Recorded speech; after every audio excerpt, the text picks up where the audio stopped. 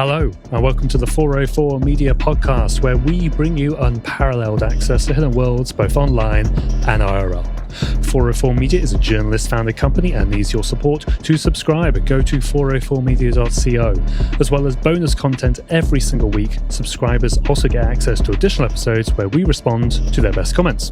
Gain access to that content at 404media.co. I am your host, Joseph, and with me are 404 Media co-founders Sam Cole. Hey. Emanuel Mayberg. Hello. And Jason Kebler. Hello, hello. We will have a special guest in the second segment of the show as well. But first, we're going to talk about a story, but we haven't actually published it yet. It will be published basically the exact same time as this podcast goes up. And it's one I've written. It's a collaboration with some other journalists as well. And it's called Inside the US Government Bought Tool That Can Track Phones at Abortion Clinics. Let me just paint sort of the scene. So imagine a computer screen and there's sort of a map interface and it shows the movements of smartphones all around the world.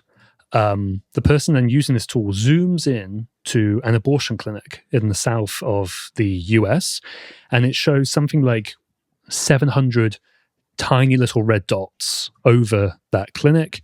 Each of these represent a phone, and I would argue by extension a person, right? There's obviously going to be an owner of that phone. This tool is called LocateX from a company called Babel Street. The user then narrows down to a particular phone in that data set. And what LocateX allows the person to do is follow that phone to and from the abortion clinic. So in this case, it started at a residence in Alabama in mid-June. It then went by a Lowe's home improvement store. It went along a highway, past a gas station, stopped by a church, and then it crossed over into Florida, which is where the abortion clinic is. The phone, and presumably the person, stays there for a couple of hours, and then it heads back over into Alabama. So that's a long way of saying this tool has watched somebody leave Alabama, where abortion is illegal after the June 2022 overturning of Roe v. Wade, over to an abortion clinic in a neighboring state, and they've gone back. We don't know. Was that person seeking an abortion? Were they helping somebody get one? Were they, I don't know, a janitor who works there and happens to live in Alabama? I mean, obviously that seems less likely. But the reason we're talking about this is because some privacy advocates from a company called Atlas Privacy gained access to a free trial of this tool. They filmed themselves using it, doing the lookup on the abortion clinic and other places as well. And then they provided those videos to me /404 Media. Notus, which is a outlet where my friend and colleague Byron Tao, who's done a ton of stuff on location data practices, works as well.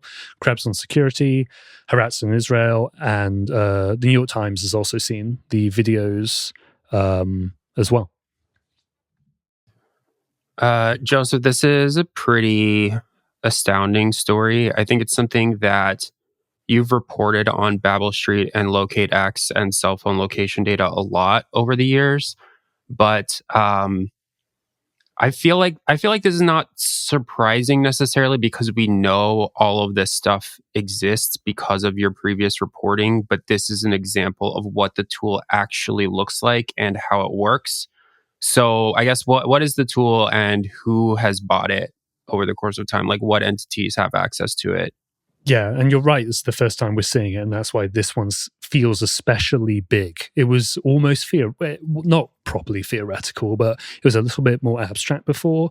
Now we have screenshots and we see what it is. So the tool, as I said, locates X, and it tracks smartphone locations around the world or around the country, and it's been bought by a ton of different people. You can have the military side, and I reported that I think it was Special Operations Command bought access to LocateX back when I reported that in maybe 2018 when we were at Vice. You then have law enforcement agencies, Customs and Border Protection, Immigration and Customs Enforcement. A tech outlet called Protocol reported that way back when. I got a Secret Service contract that shows that as well. I've also reported that a drone sort of unit or base, a military unit that conducts drone strikes, also bought access to the tool. And I think most importantly for this abortion story is that the Florida sort of prison system previously bought it as well. And that's important because, of course, that's a state agency, not a federal one.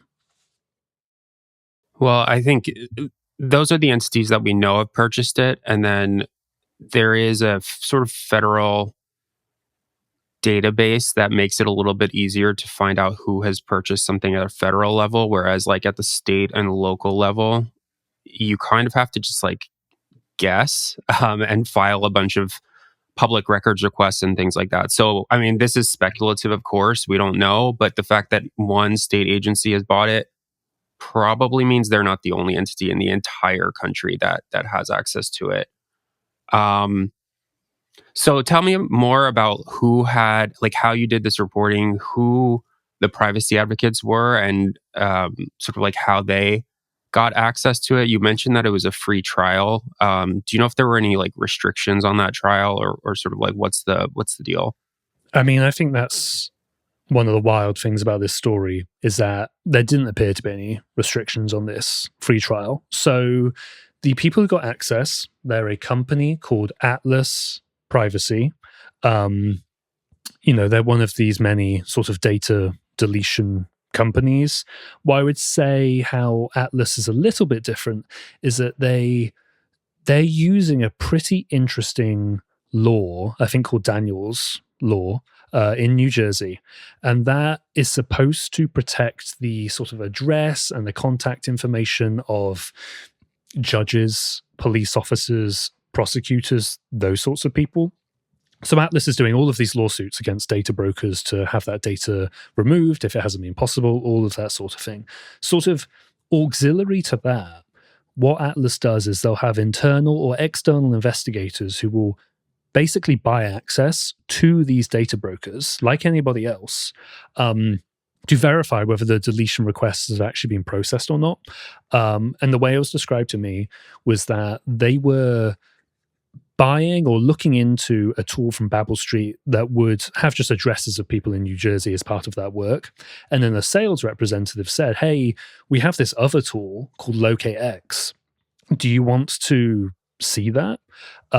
We only offer it to people who are working with the government. And this investigator said, truthfully, I'll clarify as well, that, hey, I'm not working with the government right now, but like I might in the future. And according to Atlas, the salesperson at Babel Street, that's fine. They don't really check anyway. Here's a free trial to LocateX. And for something like a week, they were able to log in and just query essentially anything they wanted. So to do the abortion one, they drew a geofence, which is sort of just a polygon around a particular area. They drew that around the abortion clinic, saw those 700 red dots, and then selected one to follow. It was really that easy, and maybe there are legal restrictions. It's hard to say. I haven't seen the full up-to-date sort of terms of service of Babel Street when it comes to a LocateX product, and Babel Street hasn't responded to multiple requests for comment. But technically and practically speaking, we didn't see any restrictions. Yeah, I think just to sort of highlight why this is so important. I mean, one, you'll talk a little bit more about other locations they looked at, but you've done a lot of stories in the past just about how sensitive location data is, how it can be used to sort of like plot out someone's life and infer, what they've been doing. And I think that this is it's so important, hopefully for obvious reasons, but also because specific states that have banned abortion since the end of Roe v. Wade have, like, there's politicians in those states that have proposed trying to criminalize traveling to other states for abortions. And they've tried to like twist themselves into pretzels figuring out how to legally do this. Some of them have what are known as like abortion trafficking bills, where it can be illegal, or they propose to make it illegal to drive a minor across state lines.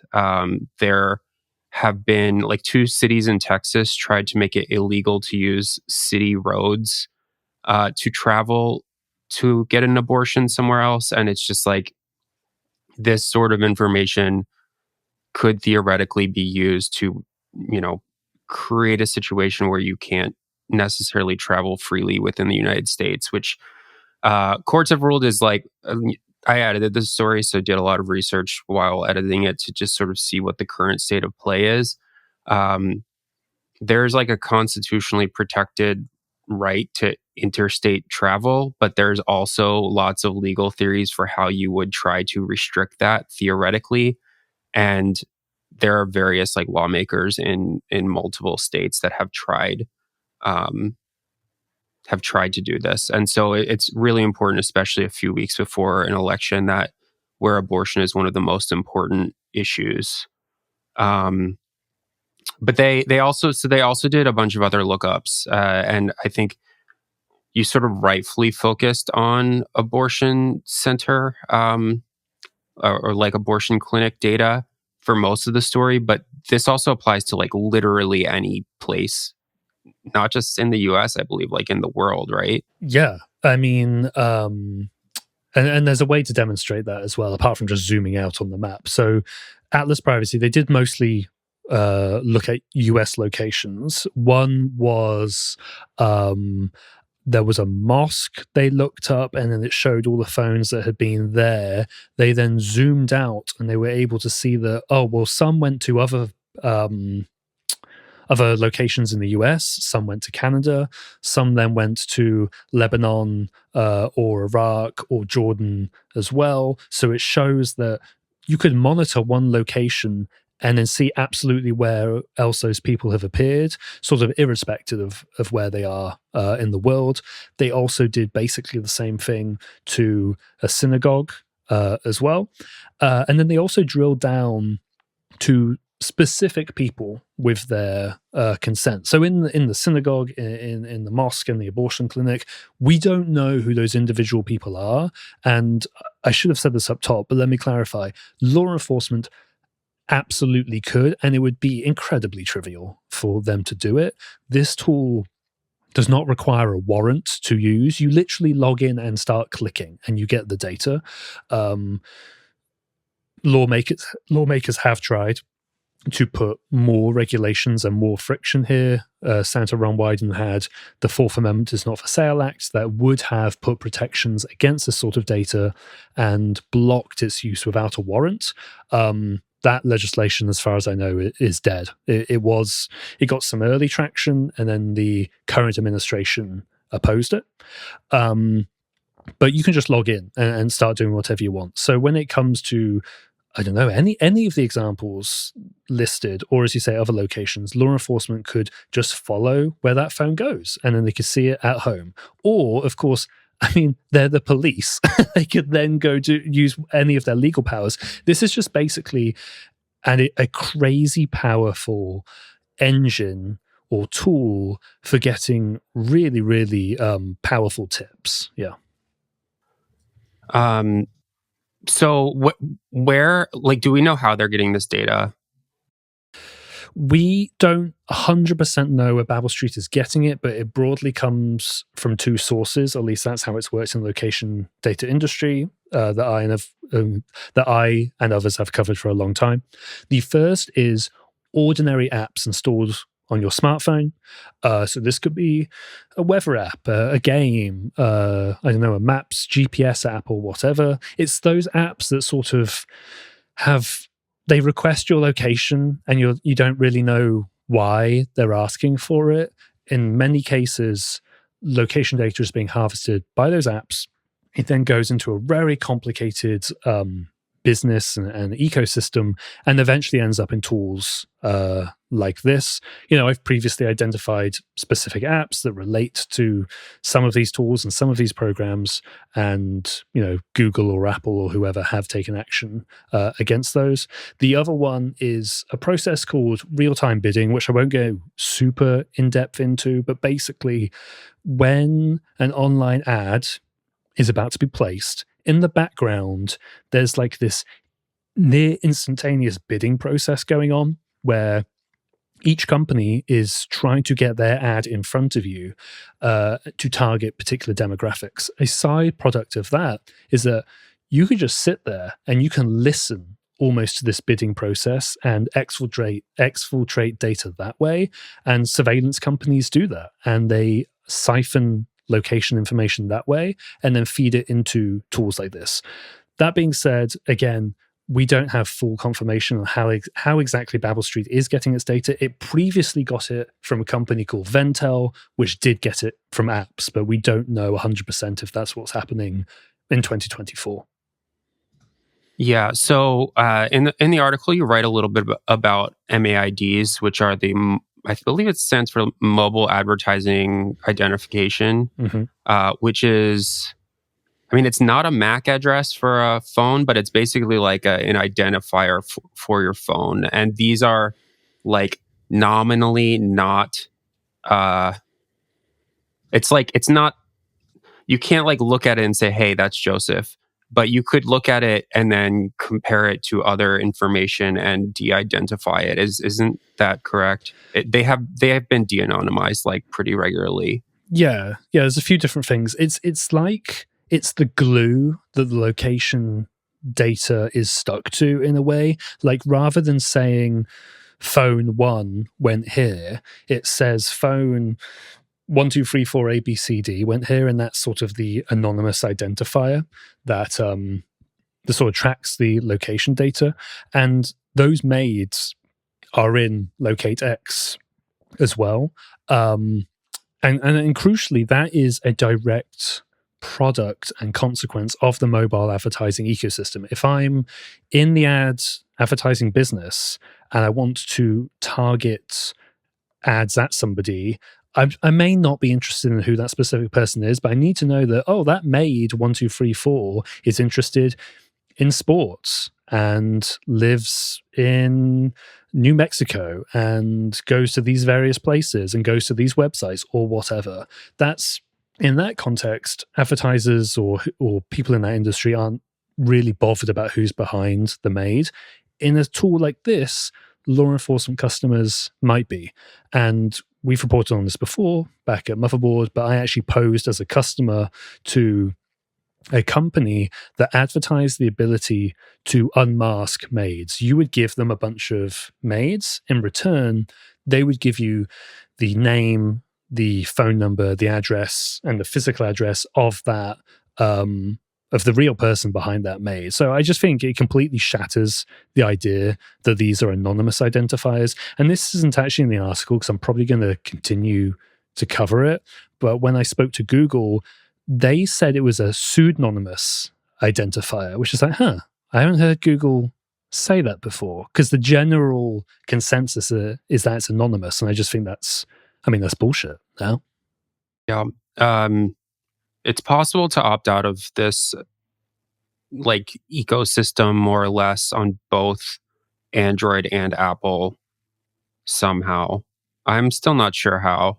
Yeah, and it was your suggestion, and I think we'll try to get to it. But maybe we do a short piece just telling people explicitly how to do it. But there are some links in the article as well. There are two things which people who care about this may wish to opt out of.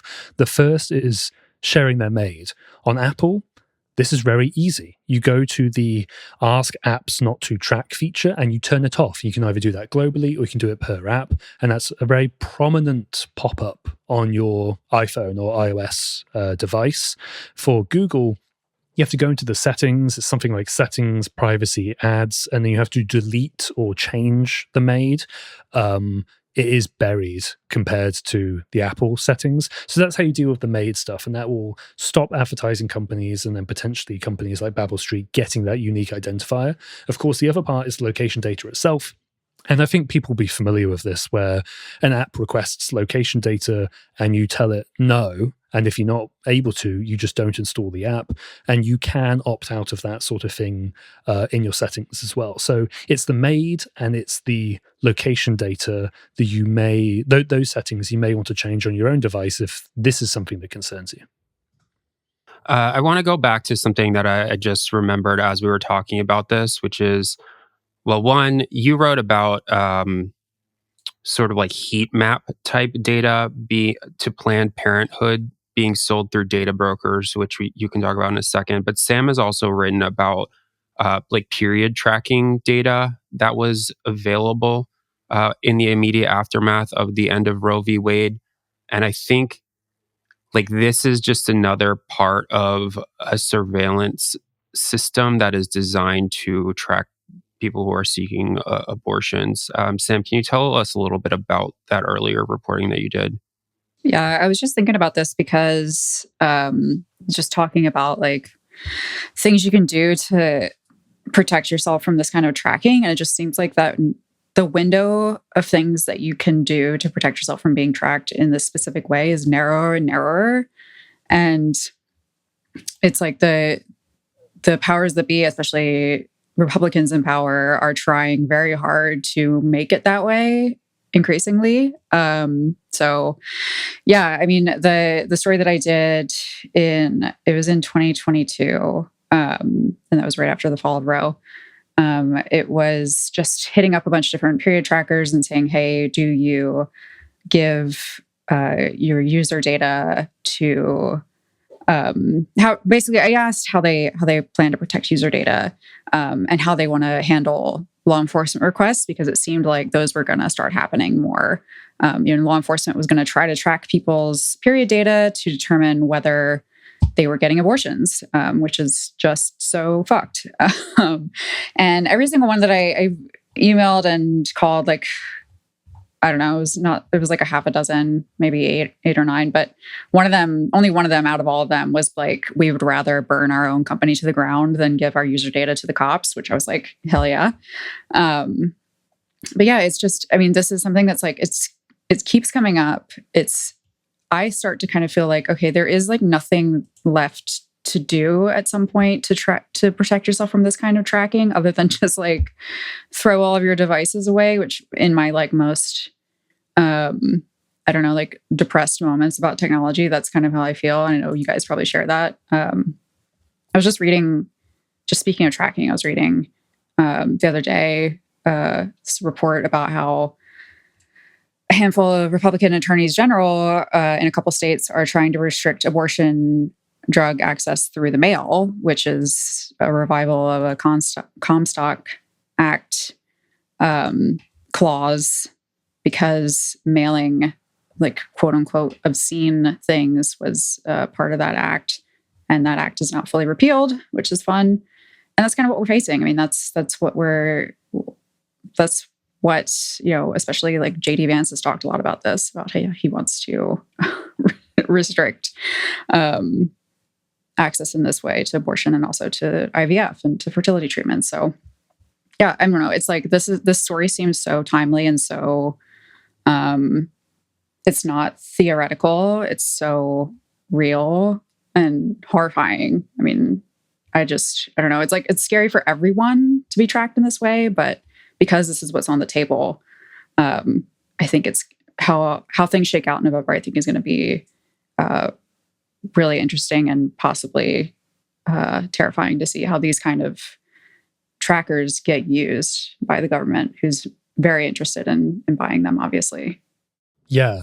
And I mean, I think that was at least my main purpose of the piece, which is, as we've said, I focused on abortion because that is a massive issue for people at the moment. It's concrete, it's tangible, people can understand it, people care about it. But as I said, there's also the mosque in there, there's a synagogue as well. And the point is that even if you, for whatever reason, don't personally care about it right now, this tool exists and the political context around it can shift it can absolutely flip on a dime, And I think that's what we're seeing and why we wanted to publish this specifically.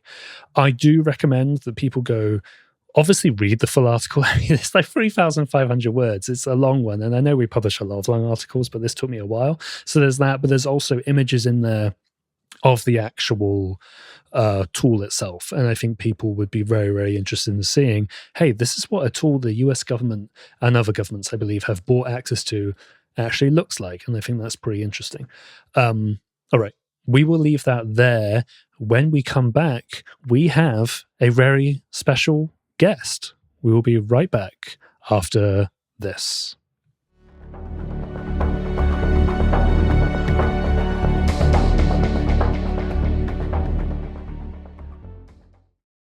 This episode is sponsored by Shopify. We've taken a DIY approach to everything we do at 404 Media, which means I didn't want to do dropship merch and I wanted to handle everything ourselves. But I didn't really know how to set up an online shop. Then I found Shopify. Shopify makes the whole process super easy. Shopify has made it really simple for me to manage our listings and our inventory, sell online or in person, print shipping labels, process returns, and get paid. And newsflash, I just added something new to our shop. Socks. Go check them out. Shopify also lets you customize your front end for consumers, letting you show your products in all their glory, and a simple back end that helps you manage your business no sweat. It's a one-stop solution that gives us everything we need to manage our online store. Upgrade your business and get the same checkout we use with Shopify. Sign up for your $1 a month trial period at shopify.com/media, all lowercase. Go to shopify.com/media to upgrade your selling today. Shopify.com/media. I love a great deal as much as the next guy, but I'm not going to crawl through a bed of hot coals just to save a few bucks. It has to be easy. No hoops, no BS. So when Mint Mobile said it was easy to get wireless for $15 a month with the purchase of a 3-month plan, I called them on it. Turns out it really is that easy to get wireless for just $15 a month. The longest part of the process is just the time you need to spend breaking up with your old provider. Mint Mobile's plans make it super easy to keep your phone number and your device, buy the plan, and activate your new unlimited phone plan. To get started, go to mintmobile.com/404media. There, you'll see that right now, all 3-month plans are only $15 a month, including the unlimited plan. All plans come with high-speed data and unlimited talk and text delivered on the nation's largest 5G network. You can use your own phone with any Mint Mobile plan and bring your phone number along with all your existing contacts. Find out how easy it is to switch to Mint Mobile and get 3 months of premium wireless service for $15 a month. To get this new customer offer and your new 3-month premium wireless plan for just $15 a month, go to mintmobile.com/404media. That's mintmobile.com/404media. Cut your wireless bill to $15 a month at mintmobile.com/404media. $45 upfront payment required, equivalent to $15 a month. New customers on first 3-month plan only. Speed slower above 40 gigabytes on unlimited plan. Additional taxes, fees, and restrictions apply. See Mint Mobile for details. In today's world, data breaches happen all the time, and even the most secure companies can't always protect their employees' personal information from ending up in the wrong hands. That's where DeleteMe comes in. DeleteMe is a service that removes your employees' sensitive information from hundreds of data broker websites, sites where hackers can find phone numbers and emails within seconds. Rachel Toback, CEO of Social Proof Security, says attackers use this data to target employees with phishing messages and AI-powered phone scams. But DeleteMe makes it harder for these bad actors by scrubbing your employees' details regularly. It's simple. Attackers are lazy. If it's too hard to find contact info, they'll move on to easier targets. DeleteMe takes care of this for you, doing the heavy lifting so you don't have to. And over time, they keep removing the information so it stays down, protecting your team from constant exposure. If your business has a social presence or deals with clients, you need DeleteMe. Visit deleteme.com/404media and start safeguarding your team's information today. That's deleteme.com/404media.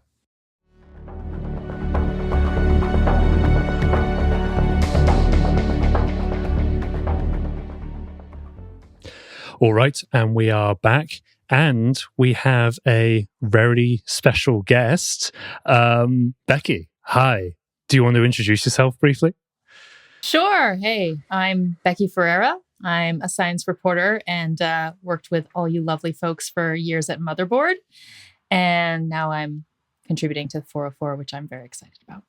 Yeah, you've been writing the abstract, which is a column that we email out every Saturday. You've done an amazing job with that. It is very pleasant to not be publishing horrible news all the time, which is basically what we do, unfortunately. But Emanuel, you've been editing Becky, I think, more than anybody. How have you been finding it? An absolute joy, as it always has been. A joy here, and then also a joy for many years at Vice, where we all worked. And I thought we could start out for our audience, but also from my own curiosity, because despite working with Becky for many years and admiring her work, I don't actually know the Becky origin story. And I was wondering if you could tell us how you got on this like very in the weeds science beat. Yeah, absolutely. I've always really been interested in science. And, really loved like Carl Sagan's work and stuff like that from being a kid and a teenager, and got into a lot of reading science fiction and stuff like that. And then I wanted to do science in college, but like differential calculus I hated it. So I ended up just going a lot more into the journalism and writing direction, and realizing that it would be really fun to actually just be this person who could parachute into different fields of science and kind of vicariously experience them without having to do massive amounts of data entry or calculus or anything like that. So, and then I really think though, I was kind of doing any kind of reporting for a while there, 15 years back when I first started writing.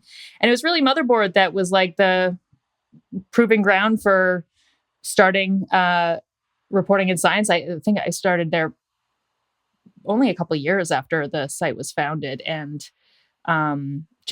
it was such a great team. Obviously, over the years we published so much stuff, and that was really where I felt like I could get a voice where it was I could express like the enthusiasm and have a little bit more of voice-driven character, fun work that was like meant to draw people in a little bit more about these interesting scientific topics. So that's sort of where it came from.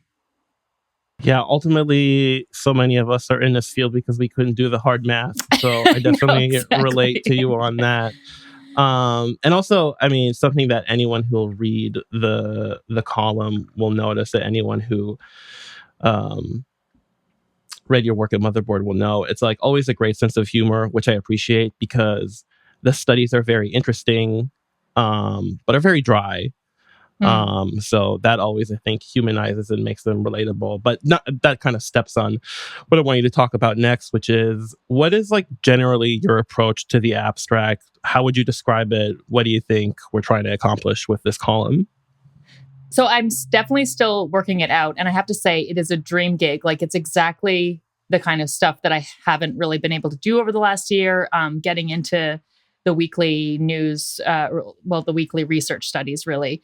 And so what I really, when we talked about it right at the beginning, I think a lot of these studies get, put into the PR press release kind of version of things.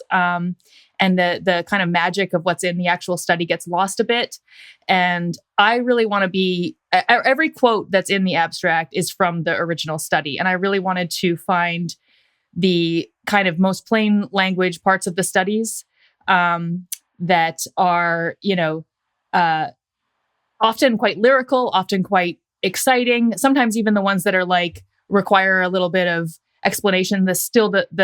The phrases that come out are really like special, and you don't often get that coming through from a press release because they're just so focused on kind of getting the general audience summary out. So I am really trying to show how scientists talk to each other, and show and encourage, I think, people to actually look at the original studies, even if they, you're not going to read through all of, when it gets into their percentages and whatever, but just to see how these studies look, and the components of them, and the depth of research that goes into each one.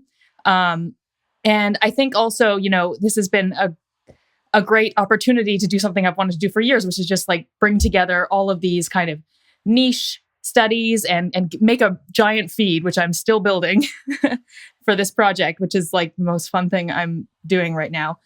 But just like trying to get a mix of the big mainline studies that you'll probably see in any science site each week, but also have a couple that are not going to be covered anywhere, that are from much smaller journals about much more niche topics. I wish I could include all of them. It's like very hard to winnow down the list each week, but so far that's sort of what I'm focusing on. But it's been really, really exciting to be able to do it for sure. Becky, you just mentioned something like really important, I think, which is that the press release dynamic. I think that's something useful for our listeners to know, is that, many press releases are good, but often press releases that are put out by the universities where this science is done, like often they get things wrong or they sensationalize things, and then it becomes the narrative in the media is something that the original paper like never said. And I'm wondering if you can just like elaborate on that, because I feel like a lot of people never look at a scientific study, including journalists. They often just like write based off of the press releases. It's like literally that if people come asking me for advice on how to start in science journal, it's like literally the first thing, read the actual study. Because it's, a lot of people, the press release has a purpose. Its purpose is to, do PR for the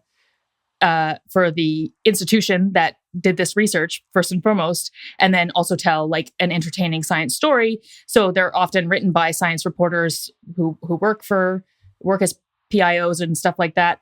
And like anything else, you can get into an embellishment, or like often I notice that these press releases will have like a particular term that's kind of snazzy, but that I can't tell you how many times like the scientist has actually been like, it's actually not like this. Like, I can't think of an example off the top of my head, but just something where it's like the metaphor is not actually how the scientists would describe it themselves. So, the press releases are great. They definitely serve a purpose, but they aren't the whole story. And I think it's much more interesting much of the time, even if a lot of the language is, too really dense jargon and things like that. And there's most science studies, like I don't understand the really, really technical parts. If I have questions about that, then I'll ask the researcher. But I think it's just important to see how they put their study together, read the materials and methods. And also, like most science studies will have a section on limitations of their study, which you'll never see in a press release, really. I mean, like, this is what we can't know. And I think that that's a really useful exercise as well to see that part of it. So the format of the abstract at the moment, and like Becky said, we're figuring it out and we reserve the right to change it however we want at any moment. But right now, every week, there is one story at the top that we go deep on, one study, and then a bunch of other studies that we go into a little bit with just a few paragraphs. And those actually have been some of my favorites. And I wanted to highlight a couple of them from last week. I was out last week, so Jason edited the piece. Usually I edit Becky, but I was out, so Jason did it. So I had the pleasure of just reading it like an average reader. And I was scrolling through, and then there's one study here. The name of the study is Animal Life in the Shallow Subsea Floor Crust at Deep Sea Hydrothermal Vents. And I mean, that's a pretty dry title. Luckily, there's a video. So I clicked play on the video, and the video starts, and it's all these scientists. They're sitting in some sort of control room, and they're watching a video of this undersea robot flipping over a rock at the bottom of the ocean. And they are so emotional. They're like crying with joy. And I was wondering, Becky, if you could explain like why are these scientists like crying with joy over this little robot turning over a little rock at the bottom of the ocean? What is that showing them? Why is that such a culmination of their work? Yeah, no, I loved it. I'm so glad they included the video. It reminded me of like those mission control videos when like a robot lands on Mars. They're like, oh my God. They were interested in kind of finding out how animal life around these hydrothermal vents are dispersing. Like they had this kind of hypothesis that maybe they're going into the subsea floor and that they're in these like cavities underneath the vents. But nobody's ever seen animals there before. And indeed, like this is not an environment that is commonly studied. It's very hard to get to. That particular sample site was like 1.5 miles beneath the ocean. It's just expensive and hard to do those dives. So they were just excited because they saw immediately that there was a ton of animal life in there. There was snails and tube worms and like regular worms. And it was the first time that animal life had been seen in the subsea environment underneath the vent system. So it was just like, we knew that there are microbes down there, different types of bacteria and things like that. But to see that there is an underworld in these vent systems, and that likely the larvae and things like that are the germinal phase of these animals are traveling through the subfloor sea, like traveling through these like little vent systems underneath, just kind of really exposes how much bigger those ecosystems actually are. I mean, these systems have been so interesting to people for many decades, and they are very important for like studying the origin of life, constraining odds of life elsewhere. And so the fact that they're more massive and appear to be more stable than expected is just this kind of revelation that's interesting on its own merits just for understanding sea life. And I'm sure they're just excited because they made this discovery that animals are under there. And they literally just needed to have a robot arm take the rock off. And they were like, it was like, the way that you would take a rock and show a kid like a bunch of things scuttling under it when you take it off. Like, but I think it also just really shows that these ecosystems are really complex, a lot more than meets the eye. They even say in the study, like, we don't know how far deep into the seafloor these things are going. Like, they could be much deeper than that. And that just shows that, if other worlds have hydrothermal vents like Europa, it could be that you have similar kind of ecosystems emerging that have stability and resilience, Yeah. I assume that's where you were going with it and why you included it. Like, not just origin of life on this planet that the vents help us understand, but like in theory, should vents like this exist on Europa, which is it's a moon, right? Europa is a moon. Yeah. Is it time to talk about her favorite celestial body once and for all? Yeah. Go ahead. Yeah. Becky, to put you I'm on the sorry. spot. But previous podcast listeners may. Jason and I argued about which one is your favorite. I thought it was the sun, and Jason thought it was Europa, which is a moon. It's the moon of Jupiter. Top of my head. Yeah. I'm sorry, Jupiter. Yeah. And Yeah, Enceladus is also a high contender, which is a moon of Saturn. Also Enceladus possibly has life. is a big one for you, right, Jason? I remember. Yeah, you've big always fan of been that a one. big stan of Enceladus. Yeah. It is the sun. You can't really beat the sun. I'm sorry, Jason. I do love Europa too, but the sun is literally defines everything we do. And even a picture of Europa is also a picture of the sun, because that's what's illuminating any solar system object you see. It's also a picture of the sun. It just is the best. You gotta love our star. But I was interested I used to love it until I lost this bet, and now I'm not into it. Yeah. No, I think it's a worthy opponent. I did want to say though, it was Joe had said that Earth was his favorite, and it kind of raised the question to me of whether we consider Earth a celestial body, because you kind of have to have a cosmic view. Yeah, right. But so I thought you have a very cosmic view of things, Joe, not an anthrocentric one. Sure, I'll take that. Yeah, Earth is definitely in space. If you've ever thought about it, if you've ever been high and thought about it, we are a rock in space, just like Yeah. Which is part Oh, of of why course. we're doing abstract, right? Is like, whoa, dude, science, like things to ponder over the weekend. Yeah, it made me think though, is celestial a synonym of extraterrestrial, in which case it by definition can't be Earth? I don't know. It was just an interesting thought experiment for how you view things. But yeah, Europa is wonderful. No shade on Europa. Just that, I mean, it's really no shade on the sun. So there's like, it's just the best. Yeah. So the other study I wanted to mention, also from this most recent edition, is about the Marland Mole Rat. And I've never heard of this. You seem familiar with it and a fan. And I wondered if you could explain what is special about this mole rat and what the study shows.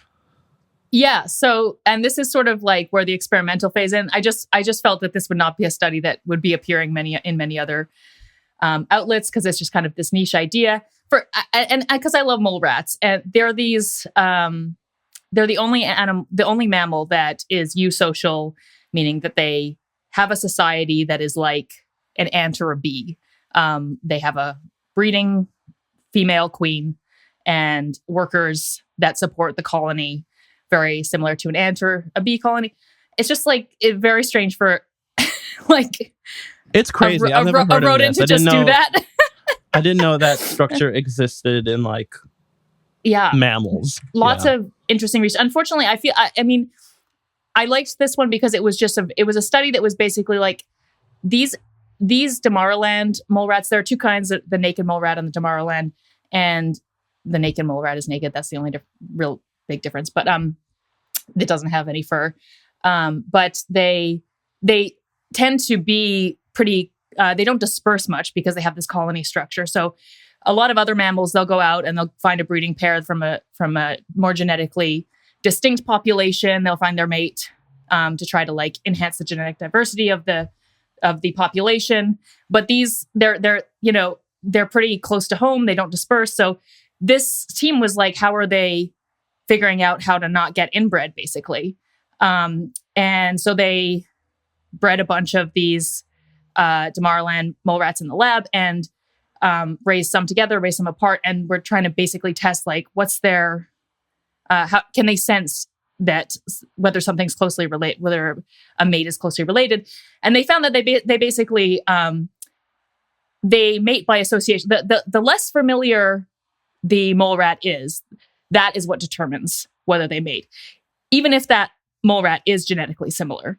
So it just, they're not sensing any kind of genetic message or anything like that. They're just like, that's a stranger. I should mate with that one instead of mating with this mole rat I was raised with.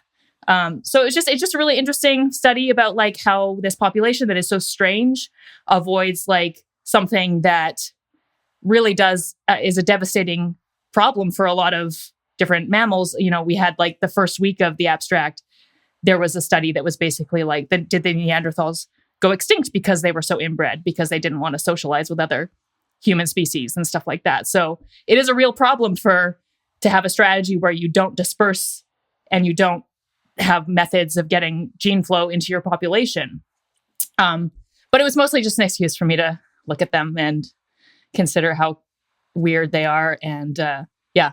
And I just thought it was interesting, like that intuitively they're like attracted to whatever looks the least like them, right? Like, yeah.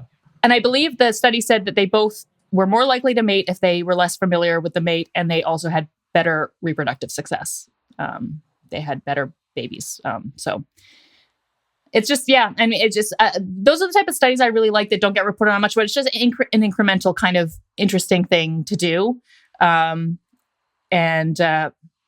now you know, because they are such an interesting, different kind of social animal. I think the last question I wanted to ask, just to round it up, is that you touched on sort of how you go about this. Obviously, you said the most basic thing is you go beyond the press release, you actually go read the study, and you pull out, parts that you want to highlight to readers. My question is just, can you just tell us what you think is sort of the importance of science communication and science reporting. You know, a lot of these studies could just be ignored by the ordinary reader if you or other journalists weren't surfacing the studies to them. What do you think is the importance of that? I think it's, the fact that I don't think a lot of people get to hear about how science is done. You get the top line discoveries, you get, JWST found this ancient galaxy, blah, blah, blah. But you don't really get like the context of that is a years-long project. They had to fight for telescope time to get it. All this kind of background stuff that goes on with science, which is, I think, really important to highlight. It's not just an interesting story, but like when you have people questioning scientific results, which is fair. I just think that they should also see the context of like the actual process that goes into that, and especially with something, using the example of the mole rat study. This is just a question that they were interested in answering, and then they got funding to answer it. And these kinds of things, you never know if they're going to be the building block to the next big discovery. Mole rats are like studied a lot because they don't get cancer and stuff like that. So like there's interesting things like that where any kind of little piece of information could be useful in all kinds of interdisciplinary contexts. So I've been wanting for years to try to find a better way to show how science is done. So hopefully this is like a small part of that and highlighting that. If I could just add to that, it's like the studies that make the front page of the New York Times or whatever, they're like these big eureka moments. And those are great, obviously. It's like we need those. But so much of science is very incremental and like years and years of people building on each other's work in like these very small ways. And that is, to me, seems like the majority of science. And finding a way to celebrate that and show people that, I think, is really important. Because that's really like the work of, I don't know, civilization, right? It's just like somebody studying these mole rats and then somebody else adding another discovery on top of that. And that's how like we get the big discoveries that push society forward and so on. It's just like, I just really admire like the diligent, quiet work that these scientists do. And Becky's really good at highlighting it and celebrating it. Yeah. Absolutely, man. I feel pumped now. This is great. I feel I'm in a better mood now. What do we always say? I fucking love science. Yeah, exactly. Yeah, absolutely. It's really, yeah. And I do think it's just like for some of these scientists who've just been like they've studied this one subject their whole life. They're very interesting to just talk to. They're encyclopedic about this tiny like part of nature, and I just think it's cool. Yeah, absolutely. Well, if you're listening to this podcast, you're probably already signed up to our newsletter. But if you're not, you go to the site, you enter your email, and then every Saturday you will get a copy of the abstract arriving in your inbox. It's, of course, the most reliable way to get it. If you are listening to the free version of the podcast, I will now play us out. But if you are a paying 404 Media subscriber, we're going to talk about how an Elon Musk funded PAC is targeting Muslims and Jewish people with different ads on Snapchat in different areas, and how Jason discovered that. It's all very fascinating, purely from a data sort of perspective. You can subscribe and gain access to that content at 404media.co. As a reminder, 404 Media is journalist-founded and supported by subscribers. If you wish to subscribe to 404 Media and directly support our work, please go to 404media.co. You'll get unlimited access to our articles and an ad-free version of this podcast. You'll also get to listen to the subscribers-only section where we talk about a bonus story each week. This podcast is made in partnership with Kaleidoscope. Another way to support us is by leaving a 5-star rating and review for the podcast. That stuff really helps us out. This has been 404 Media. We'll see you again next week.